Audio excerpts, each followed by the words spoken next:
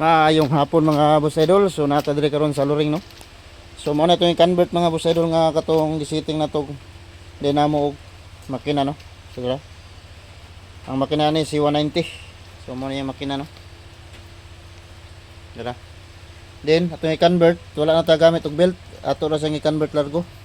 Nag welding tag. Nagtaod tag propeller no. Dira. Ato ra sang giunay kay kinin diri ibot-ibot ra man ni siya. Ano siya plans diri. Ibot-ibot ra ni siya no. Wala ra to welding no. Then wala na siya vibrate pandaron, goods na kasi kayo. Ialay na to utro kay gahapon na tong setting. Sipyat kurog kay siya, wala to naalay tarong ang diya sayang yoke. Kayang propeller no. So kini siya dire. Ato ra siyang giunay welding. Dire. Kay matanggal-tanggal man po ni siya no. Katingon na to ni siya dire kung ilis ta. Pero mag-ilis tag kusju dali ra man kaayo siya. So ato siyang giweldig unay kay para ligong gid siya, dili siya mulagpot. Pero okay na siya kayo, nag-isay vibrate. So, ang ubanan ng mga boss idol, mogamit pag transmission, din mogamit og belt para sa dynamo. So, kita nag-setting, ato siyang gidirect sa flywheel. Pero nagbuhat tag plans dito nga masulod siya, nga dili siya mag-vibrate.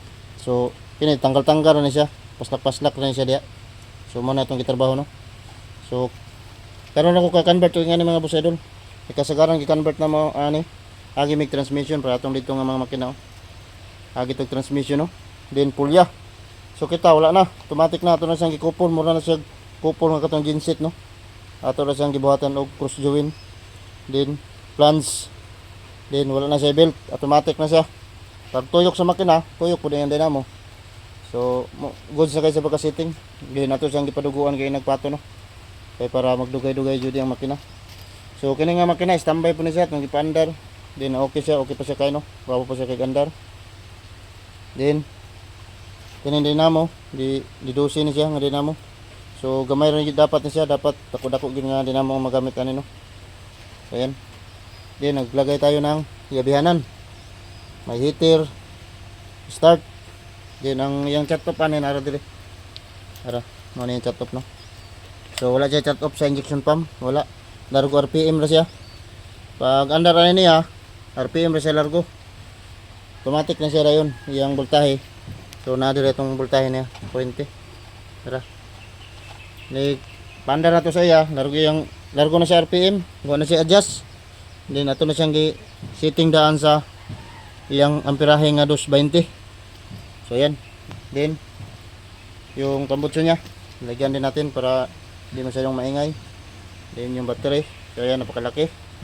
Then yung tubig natin dito, so ayan naka-direct lang, naka-drum. So ayan wala nang radiator. So yan lang ginamit natin para sa tubig niya. So safety yung engine natin dito kasi bugnaw yung tubig niya.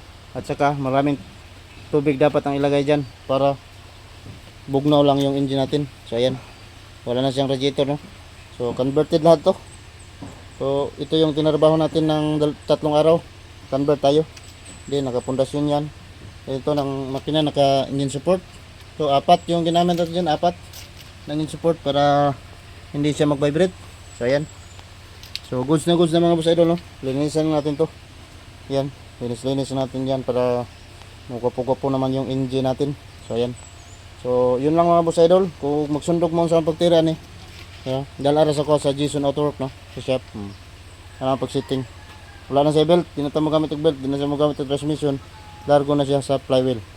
So yun lang mga boss idol, maraming salamat and pakipalo sa aming page Jason Autowork.